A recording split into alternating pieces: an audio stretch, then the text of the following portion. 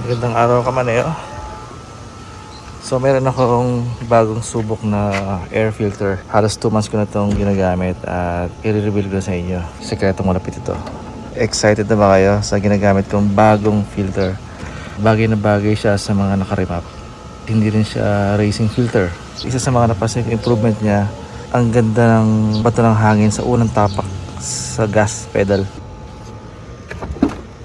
Yay! Baka may nakaka-recognize nyo nito. Ito yung Filtera. Bali, aluminum mesh siya. Tapos makapal siya. Ayan o. Ang ganda niya sa araw. Teka. Pag sa araw, ito yung kanyang nakikita o. At meron pa yan. Para dagdag protection, naglagay ako dito ng filter sa aquarium. So may unang layer pa. Ayan. Dumi yan bago pa makapasok dito. So basically ito ang linis nito. Tapos maluwag to. Ang ganda sa makina, promise. Filtera. At ito ay pang matagal habang buhay na. Lifetime siya actually. Lilinisan natin ng hangin. Compressor, meron akong bagong bili. Bakat yung yung filter. Dito pa lang nasala niya na. May first layer ako ng filtration, tapos ito yung aking pinaka air filter, sa sulok na yan. Sobrang liit ng mesh na yan, kaya napakaganda nito. Nung nakita ko to, bilib ako dito. So linisan na natin para sa nabara natin na 302,000 kilometers na. So after 300,000 saka ako gumamit ng ganitong klaseng air filter.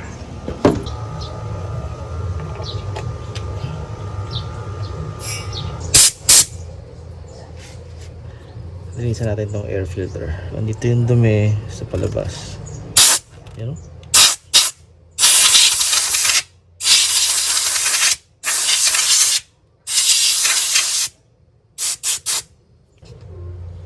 Ito naman. Oh. Ito yung unang layer ng filtration. Oh, diba?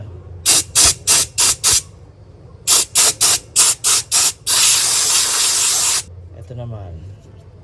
So ito yung babaw. Dito natin papadaanin. Testing natin kung may lulusot. Halos pabalik.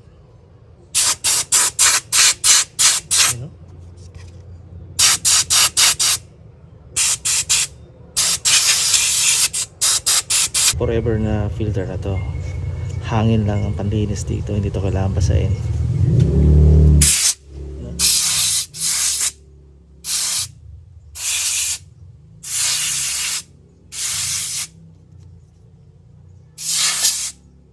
Ayan, labas yung alikabok.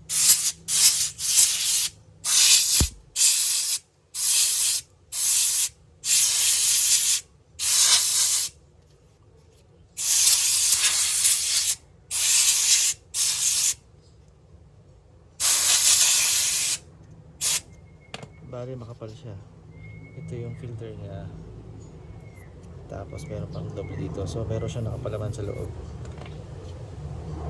Na kapag tinapat mo sa araw, halos konti yung makita.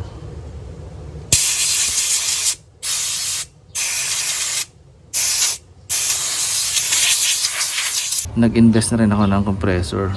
Lang yan, nasa 30 liters. Mag-aan lang to. And at least sa mga gitong klaseng DIY, solid na. So ang laking tipid nito kasi hindi ka nabibili ng filter kahit kailan. Basta alaga lang. Ayan, sa cabin filter. Ano yan?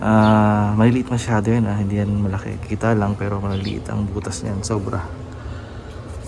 And ito rin. Yan sa mga kamanero. Isa yan sa mga recommended ko.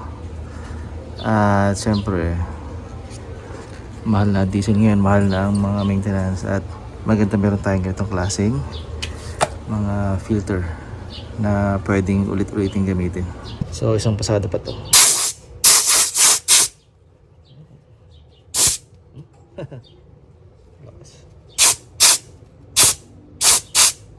Diba? Dami yung nasasala.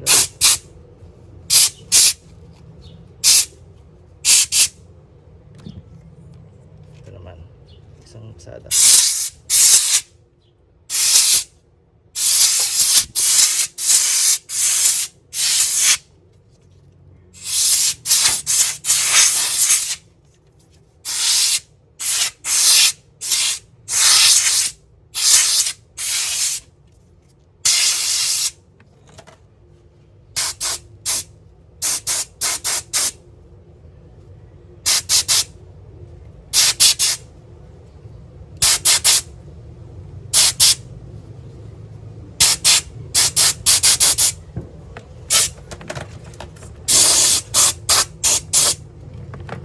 Ayos.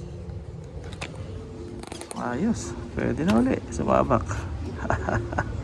Laking tipid ko dito. So try nyo Filtera. May link tayo sa video natin ha. See you Kamaneo sa ating mga susunod na biyahe. I hope meron tayong Visayas and Mindanao ulit sa katapusan nitong taon na to. Hopefully magmura yung diesel. At sa mga gusto magpa-upgrade sa atin sa Manabela, message lang sa Facebook page. Alright. Yay.